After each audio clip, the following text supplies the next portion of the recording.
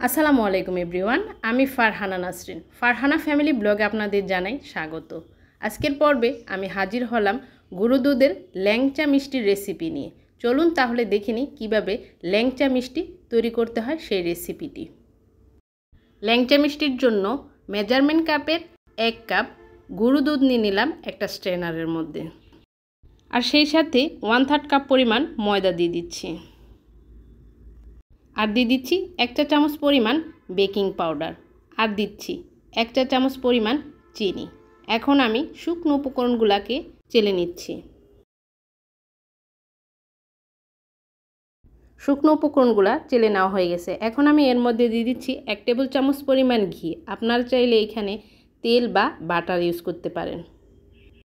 এখন এই ঘিটাকে শুকনো উপকরণের সাথে ভালোভাবে ডলে ডলে মিশিয়ে নিচ্ছি। ঘিটাও ভালোভাবে মেশানো হয়ে গেছে। এখন এটাকে ময়ান করে নিব। সেই জন্য একটি বাটিতে আমি বড় সাইজের একটা ডিম নিয়ে নিলাম। এখন একটা কাঁটা চামচের সাহায্যে ভালোভাবে মিশিয়ে নিচ্ছি। মেশানো হয়ে গেছে। আর আমি অফ ক্যামেরায় এই ডিমটাকে মেপে নিয়েছিলাম। এখানে 1/3 কাপ পরিমাণ ডিম হয়েছে। মিষ্টির এই ডোটা তৈরি করতে আমাদের 1/3 কাপ পরিমাণ ডিম লাগবে। ফেটানো ডিমটাকে অল্প অল্প করে দিয়ে আমি একটা নরম ও আঠালো একটা ডো তৈরি করে নিচ্ছি। দেখুন ডো তৈরি করা হয়ে গেছে। এখন আমি হাতটা ধুয়ে পরিষ্কার করে নিচ্ছি। এটাকে বেশিক্ষণ রাখতে হবে না।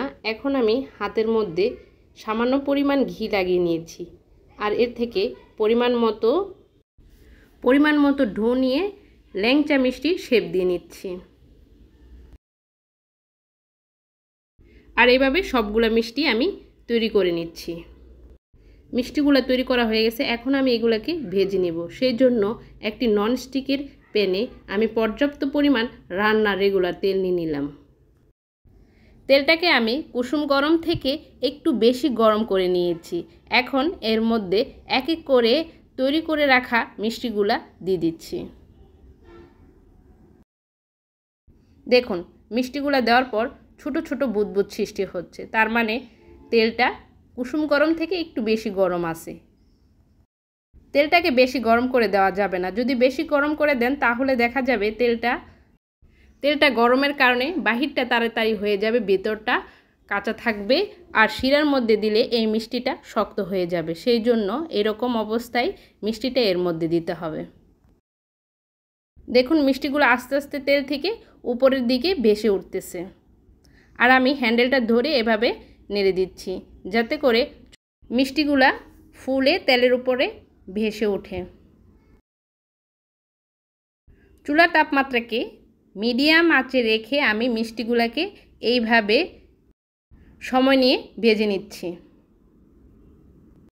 আপনারা যারা নতুন এসেছেন আমার চ্যানেলে, প্লিজ আমার চ্যানেলটি এখনই সাবস্ক্রাইব করে পাশে থাকা বেল আইকনটিতে ক্লিক করে ফেলুন। আর যদি ভিডিওটি ভালো লাগে অবশ্যই একটা লাইক দিয়ে দিবেন। আর যারা ফেসবুক পেজ থেকে দেখছেন প্লিজ পেজটিকে ফলো করে দিবেন। মিডিয়াম আঁচে এইভাবে মিষ্টিগুলোকে ঘুরিয়ে ঘুরিয়ে আমি ল্যাংচার কালার তৈরি করে নিচ্ছি। দেখুন মিষ্টিগুলো ভাজা হয়ে গেছে। এখন আমি এগুলাকে তেল থেকে তুলে নিচ্ছি, আর সেই ফাঁকে চিনি শিরা তৈরি করে নিচ্ছি। একটি পাত্রে মেজারমেন্ট কাপের 2 কাপ পরিমাণ চিনি নিয়ে নিচ্ছি, আর সে কাপের 4 কাপ পরিমাণ নর্মাল তাপমাত্রা থাকা পানি নিয়ে নিলাম। চিনিটাকে নেড়ে মিশিয়ে এর মধ্যে বলক তুলে নিচ্ছি। দেখুন চিনিতে বলক চলে আসছে। এখন আমি এর মধ্যে দিয়ে দিচ্ছি সে আগে থেকে তৈরি করে রাখা মিষ্টিগুলাকে আমি কিছুটা ঠান্ডা করে নিয়েছি। যদি গরম শিরার মধ্যে তেল থেকে তুলে এর মধ্যে মিষ্টি দিয়ে দেন তাহলে মিষ্টিগুলা চুপসে যাবে। সেই জন্য মিষ্টিটাকে কিছুটা সময় রেখে ঠান্ডা করে নিতে হবে। এখন মিষ্টিটাকে আমি নেড়ে চেড়ে ঢাকনা দিয়ে ঢেকে 10 মিনিট রান্না করে নিব। ফিরে আসলাম 10 মিনিট পর।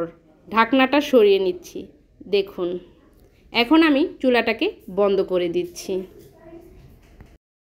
মিষ্টিটাকে নেড়ে চেড়ে এখন ঢাকনা দিয়ে ঢেকে রেখে দেব 6 থেকে 7 ঘন্টার জন্য। ফিরে আসলাম 7 ঘন্টার পর। দেখুন মিষ্টিগুলা শিরা খেয়ে কেমন ফুলে আছে। এখন আমি একটা মিষ্টি আপনাদেরকে কেটে দেখিয়ে দিচ্ছি ভেতরটা কেমন হলো। দেখুন মিষ্টিটা কতটা নরম আর ভেতরটা রসে ভরে আছে। সবার সুস্বাস্থ্য কামনা করে বিদায় নিচ্ছি। আল্লাহ হাফেজ।